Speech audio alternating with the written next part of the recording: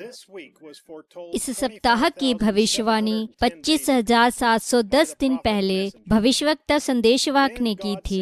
फिर परमेश्वर ने इफिसियों 4 के एक भविष्यवक्ता भाई जोसेफ ब्रैनम को 2022 दिन पहले हमें याद दिलाने के लिए भेजा कि भविष्यवक्ता संदेशवाहक विलियम ब्रैनम की भविष्यवाणी बहुत जल्द पूरी होने वाली थी। और उसने हमें बताया कि परमेश्वर हमें घर पर रहने और दुनिया भर में होम टेप सेवाएं करने के लिए प्रशिक्षित कर रहा है, ताकि हम सीख सकें कि इन समयों के दौरान आध्यात्मिक रूप से कैसे जीवित रहना है जब हमारे चर्च बंद हो जाएंगे। यह होम सेवाओं के बारे में कोई नई बात नहीं है। भाई ब्रैनम ने जेरिको में रहाब के होम टेप चर्च के बारे में यह कहा। उस रात उनके घर में चर्च था।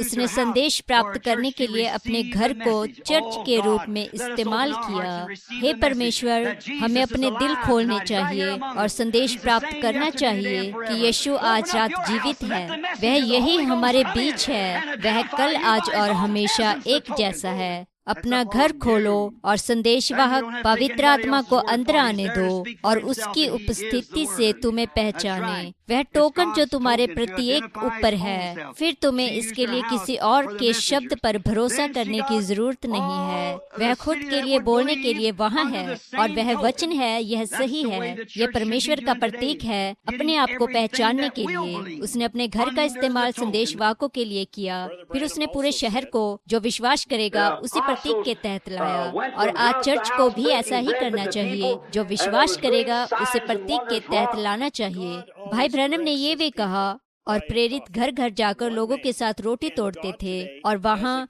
बड़े बड़े चिन्ह और चमत्कार होते थे। परमेश्वर हमेशा अपने लोगों को एक भविष्यवक्ता, एक व्यक्ति के द्वारा निर्देशित करता है। और आज परमेश्वर ने फिर से हमें होम टेप सेवाओं के लिए निर्देशित किया है, क्योंकि चर्चों और सरकारों का संघ हमारे पारंपरिक चर्च भवनों को बंद कर देगा। इस समय के लिए हमें जीवित रखने के लिए संग्रहित भोजन पहले ही हमें प्रदान किया जा चुका है। चर्च जाने का पारंपरिक तरीका तेजी से खत्म हो रहा है और परमेश्वर अभी भी सातवें स्वर्गदूत विलियम मैरियन ब्रैनम के माध्यम से अपने मेमनों को खिलाता है। अब ब्रैनम टैबरनेकल और भाई जोसेफ ब्रैनम से उकाब एक साथ इकट्ठा हो रहे पत्र। प्रिय शाही याजकगण, हर एक जन अपनी उंगली को काटे, अपने प्राण को चिमटी ले और अपने हृदय को नोचे। आज यीशु मसीह की दुल्हन जय जयकार कर रही है। आज यह भविष्यवाणी हमारी आंखों के सामने पूरी हुई है। मुझे विश्वास है इन महिमामय दिनों में से एक दिन, जब कलीसिया का यह संयुक्त संघ एक साथ होगा और नए पोप को संयुक्त राज्य अमेरिका से सामने लाया जाता है और वहां पर रखा जाता है। भविष्यवाणी के अनुसार तब वे पशु के निमित्त एक मूर्त बनाते हैं। परमेश्वर के भविष्यवक्ता की आवाज ने 19 दिसंबर 1954 को इसे बोला और 9 महीने बाद रॉबर्ट प्रीबोस्ट, जिसे अब पोप लियो 14 के रूप में जाना जाता है, उसका जन्म हुआ था। वह अब रोम का नया पोप है। यहोवा यूं कहता है, यह पूरा हुआ है। 7 मई 1946 को परमेश्वर के अपने भविष्यवक्ता को ग्रीस मिल इंडियाना में रखा, ताकि उसे उसकी आज्ञा को देते हुए और दुनिया के लिए घोषणा की जा सके। यह मेरा शक्तिशाली 7वां संदेशवाहक दूत है, जो दुनिया के लिए मेरी आवाज है। तुम उसकी सुनो। जब 8 वर्ष पहले ग्रीस मिल इंडियाना में वहाँ प्रभु के दूत ने मुझसे भेंट की। बचपन से लेकर वो मेरे साथ साथ चलता था, दर्शनों को दिखाता था। जब मैं उनके पास गया तो उसने कहा, यदि तुम ईमानदार बने रहो, लोगों को अपने आप पर विश्वास करने को लगाओ, तो तुम्हारी प्रार्थना के सामने कुछ भी नहीं टिक पाएगा। विलियम मैरियन ब्रैनम दुनिया के लिए परमेश्वर की चुनी हुई आवाज है, एक शक्तिशाली भविष्यवक्ता जिसके पास परमेश्वर का वचन आता है। वचन के अनुसार वो परमेश्वर के वचन का एकमात्र दिव्य अनुवादक है। उसे स्वयं परमेश्वर के द्वारा अग्नि के स्तंभ के द्वारा परिमाणित किया गया। 7 मई 2025 को शैतान ने रोम में सिस्टन चैपल में कार्डिनल्स की गुप्त सभा को रखा, जिससे कि वे मसीह के प्रतिनिधित्व को चुन सके, ताकि यहोवा यूं कहता है वाले वचन को पूरा किया जा सके। मनुष्य ने उसकी एक सफेद धुएं को उड़ाने के द्वारा पुष्टि की मसीह की दुल्हन दुनिया भर में आनंद मना रही है, जय जयकार कर रही है, चिल्ला रही है और प्रभु की स्तुति कर रही है, जैसा कि हम सुनते हैं और हम हमारी खुद की आंखों से देखते हैं। भविष्यवक्ता की भविष्यवाणी पूरी हो रही है। ऐसा लगता है कि जैसे हम अपनी आंखों के सामने लाल सागर को खुलते हुए देख रहे हैं। आकाश से ताजा मन्ना गिर रहा है। दुल्हन को लाखों बटेर भोजन खिला रहे हैं। चट्टान से पानी निकल रहा है। आग नीचे आ रही है और एलिया के साथ बलिदान को भस्म कर रही है। भविष्यवाणी हर दिन पूरी हो रही है। परमेश्वर का प्रतिज्ञा किया गया वचन हमारे जीवन में प्रगटीकरण में आ रहा है। हमारे चारों ओर चीजें जगह ले रही हैं। दुल्हन ने वचन को सुनने और उस पर विश्वास करने के द्वारा खुद को तैयार कर लिया है। हम वचन हैं जो देहधारी हुए हैं। सचमुच हम पहुंच चुके हैं। समय निकट है। दुल्हन दुनिया भर में पहले से ही कहीं अधिक आनंद मना रही है और एक साथ एकत्र हो रही है।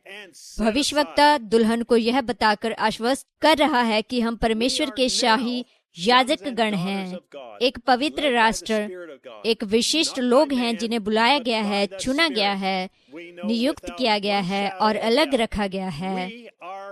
अब हम परमेश्वर के बेटे और बेटियां हैं। परमेश्वर की आत्मा के द्वारा चलाए चलते हैं, न ही मनुष्य के द्वारा लेकिन आत्मा के द्वारा। हम जानते हैं बिना किसी संदेह के हम उसकी दुल्हन हैं। हमारा विश्वास हर दिन नई ऊंचाइयों को छू रहा है। हमें कोई रोक नहीं सकता या हमें धीमा नहीं कर सकता।